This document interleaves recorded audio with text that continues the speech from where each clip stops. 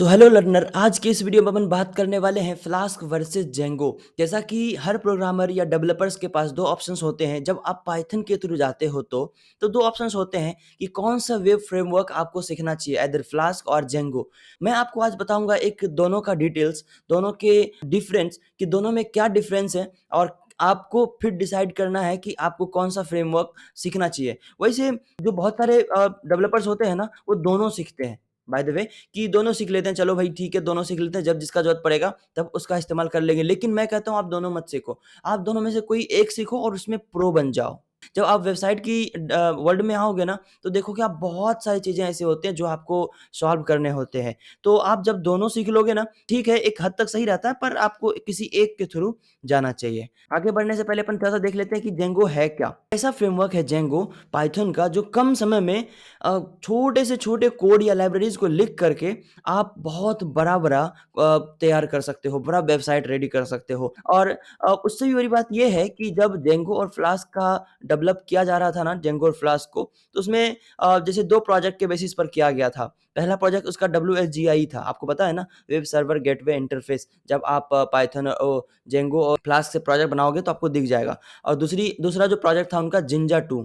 ये जिंजा 2 क्या होता है? ये एक टेम्पलेट इंजन है। मतलब आप जब HTML और CSS इस्तेमाल करते हो ना, जिस तरह से उसमें जावास्क्रिप्ट का कोड लिखते हो, तो आप बैकएंड से कोड को भेज करके आप फ्रंट एंड पर पाइथन के अनुसार लिख सकते हो।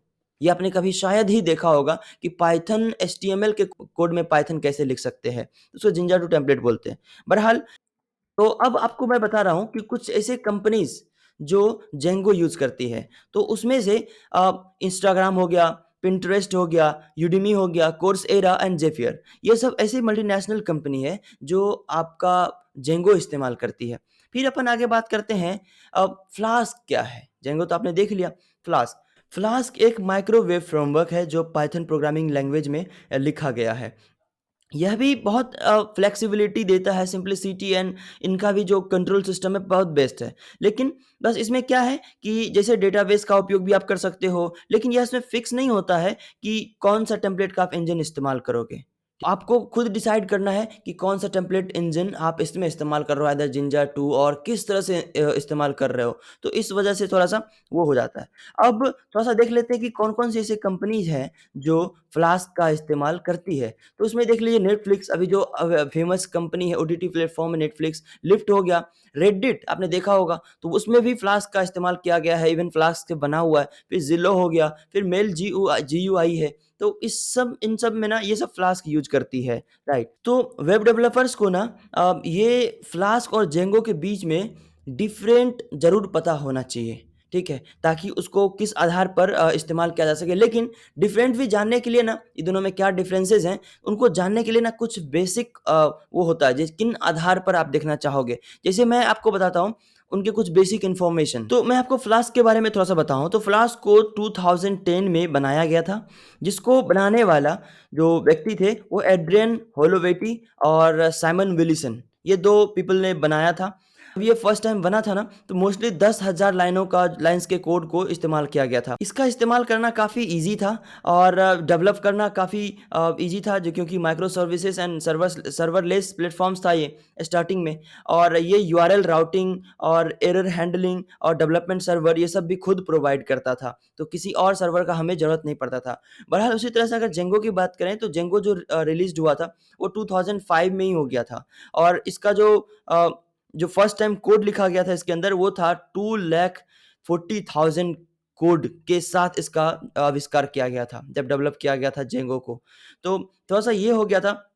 लेकिन हाँ, आज के टाइम में अगर बात करें ना, तो इसकी कम्युनिटी बहुत बड़ी है, ठीक है? इसका जो कम्युनिटी है वो बहुत बड़ा है। तो जेंगो का, फ्लास्क का ठीक है, एक हद तक है, क्योंकि उसमें बहुत ज़्यादा अ, बहुत चीज़ें नहीं हैं। लेकिन जेंगो की अगर बात करें ना, तो उसकी कम्युनिटी बहुत बड़ी है। आपको कभी भी कोई एरर्स आते हैं, तो बेझिझक आप सॉल्व कर सकते हो। कहीं भी गूगल करोगे, इनकी बहुत सारी चीज़ें बनी हुई है। अब बात करते हैं अपन फंक्शनैलिटी के दृष्टिकोण से।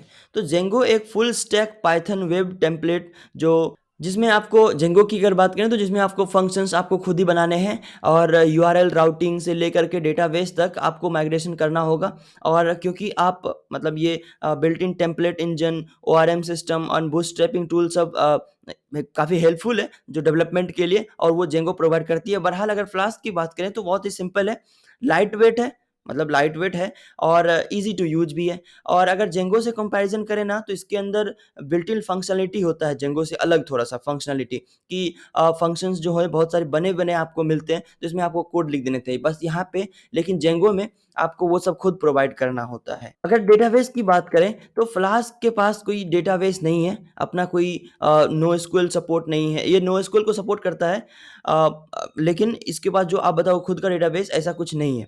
लेकिन अगर जेंगो की बात करें ना तो इसके पास एस्क्यूएलाइट है और जो खुद का डेटाबेस है। फिर अगर अपन सिक्योरिटी की बात करें तो फ्लास्क के पास ना थोड़ा-सा CSRF, XSS and SQL injection type का थोड़ा-सा सिक्योरिटी है।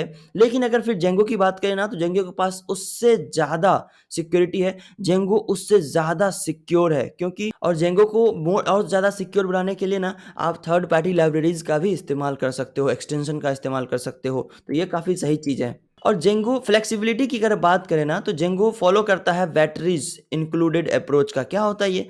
बैटरी इंक्लूडेड अप्रोच जो होते हैं ना, ये हेल्प करता है प्रोग्रामर को या डेवलपर को कि आप बिना किसी थर्ड पार्टी एप्लीकेशंस का इस्तेमाल किए इनके जेंगो का खुद का लाइब्रेरीज का इस्तेमाल करके आप यहाँ पर एक अच्छा खासा वेबसाइट डेवलप कर सकते हो। अगर फ्लास्क की बात करें ना तो ये माइक्रो और एक्सटेंसिबल वेब फ्रेमवर्क है। यह फ्लेक्सिबिलिटी तो प्रोवाइड करवाता है, लेकिन रिक्वायरमेंट के आधार पर, ठीक है? इसमें बहुत बड़ी फ्लेक्सिबिलिटी नहीं होती है थोड़ा-सा, तो इस चीज़ को लेके। लेकिन हाँ, फ्लास्क एक बिगिनर को प्रेफ़र किया जा सकता है।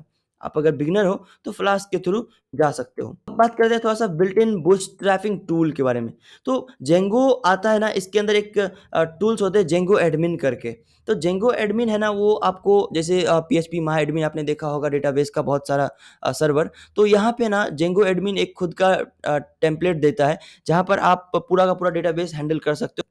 फिर अगर स्पीड की बात करें ना, तो जेंगो और फ्लास्क दोनों ही स्पीड में काफ़ी आगे हैं, ठीक है? क्योंकि दोनों में पाइथन का कोड लिखा होता है। तो अगर दोनों में अपन बात नहीं कर सकते हैं कि कौन ज़्यादा स्पीड चलेगा, कौन कम चलेगा। ये डिपेंड करता है कि किस तरह का क्वेरी आपने लिखा है और किस तरह का कोड्स आपने लिखा है, क्योंकि होता तो पाइथन में ही है।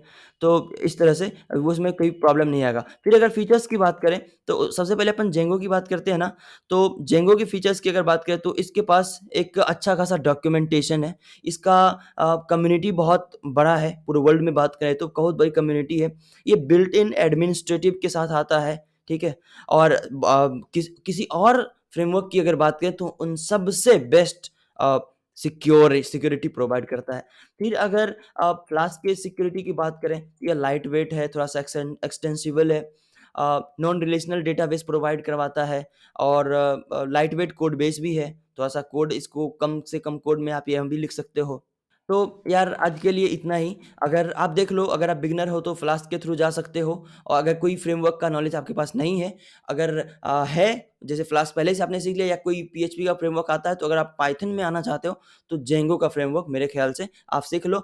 कभी नहीं पछताओगे, दूसरा कोई फ्रेमवर्क आपको सीखने का ज़रूरत नहीं पड़ेगा। और कोई क्वेश्चन्स हैं, कोई डाउट है तो आप नीचे कमेंट कर दीजिए। तब तक के लिए have a good day, see you, bye bye.